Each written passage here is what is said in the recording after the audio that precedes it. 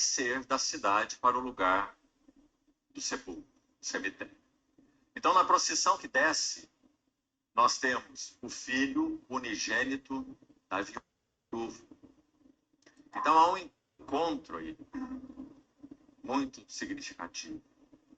Filho unigênito de Deus com o filho unigênito da viúva. Na procissão que sobe, nós temos o filho do Deus vivo. Na procissão que desce, nós temos o filho da viúva morto. Na procissão que sobe, nós temos aquele que é a ressurreição e a vida. Na procissão que desce, nós temos uma viúva em plena desolação. Talvez esse termo seja o mais adequado para se aplicar a ela. Podemos dizer que ela, de alguma maneira, não tinha olhos para o Senhor. Talvez, muito provavelmente, ela nem sabia quem era o Senhor. Presta atenção, eu estava pensando que essa viúva, ele diz lá que ela nem sabia quem era o Senhor, nem conhecia o Senhor. Não é essa a situação espiritual da esmagadora maioria dos seres humanos vivos hoje? Essa é a nossa função, queridos. É falar de Cristo. Porque tem muita gente que não conhece Cristo. Eu estou aqui para falar de Cristo. Eu conheço Cristo. Agora, não tem nada místico. É simplesmente espiritual. Porque Cristo é meu cabeça. E quem é que me leva a me aproximar de Cristo é o Espírito Santo, que habita meu coração. E eu disse, espiritualmente eu sou um adolescente.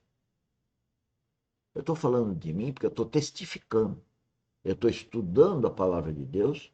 Eu estou divulgando a palavra de Deus, junto com preletores que sabem extremamente mais do que eu, e mais, também estão sendo guiados por Cristo e também estão sendo guiados pelo Espírito Santo. Ou seja, Cristo é a cabeça deles também, de todos aqueles que nasceram de novo. Cristo é o cabeça. Por isso que eu não posso falar eu.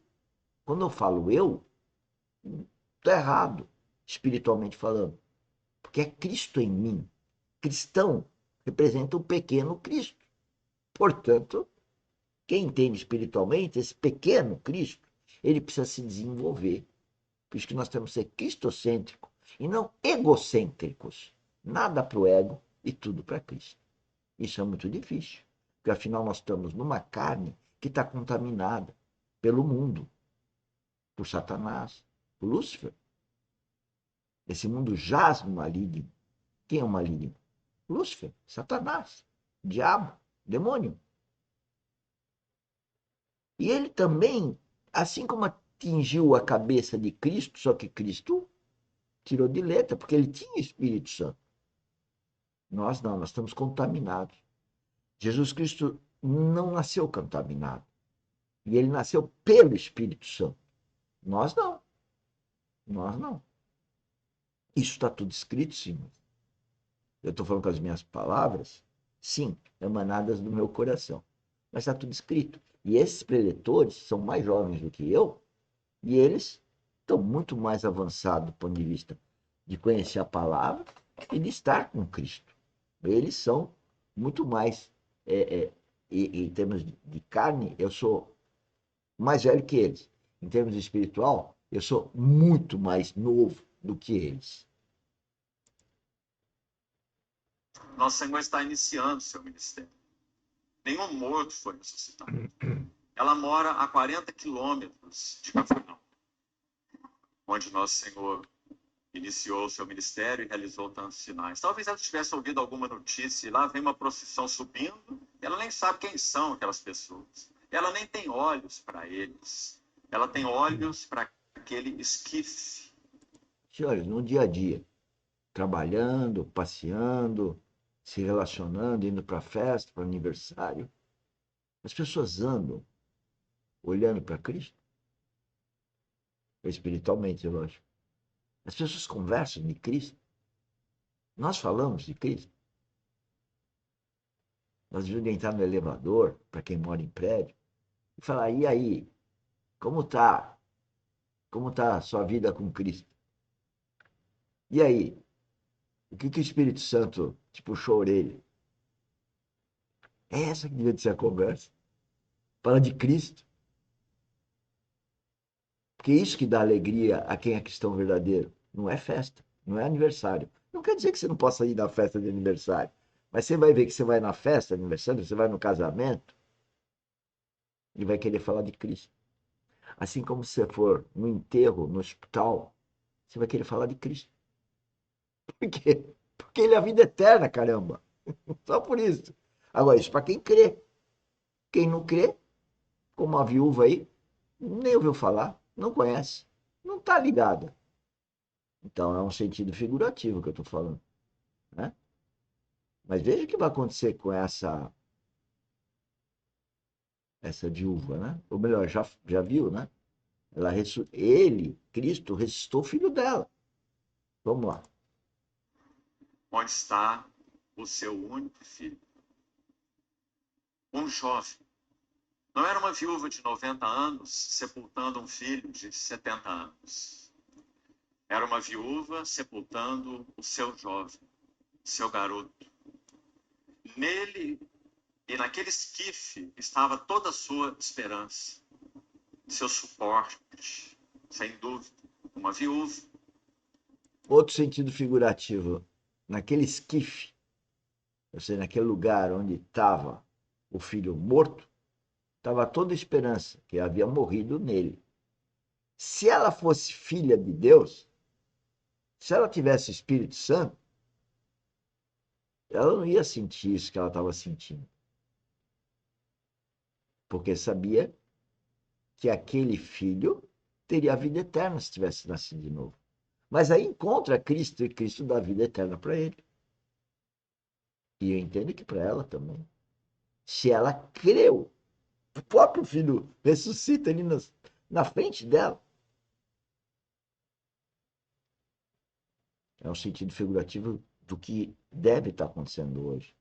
Se uma mãe está perdendo um filho, não deve ficar desesperada, tomar remédio por causa de depressão, ela devia ter se preocupado de salvar a vida espiritual daquele filho, ou filho daquela mãe. Esse é o objetivo de quem é cristão verdadeiro. Não tem outro, não pode haver outro. A vida eterna é infinitamente maior do que essa vida nossa aqui.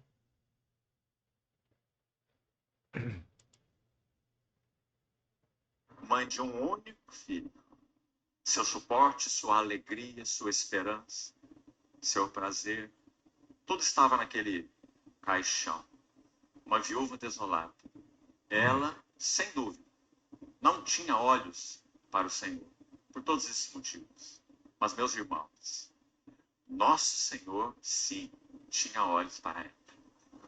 Então, a primeira característica maravilhosa demonstrada. Não é para ela, é para todos nós.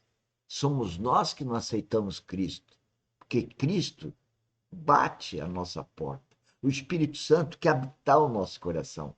Nós precisamos aceitá-lo. É espiritual, é vida espiritual. Temos que testemunhar isso uns para os outros. Em todo o ambiente, em toda circunstância. Temos que ter Ele mais do que em mente, mas um relacionamento espiritual. Aí nesse texto está no verso 13.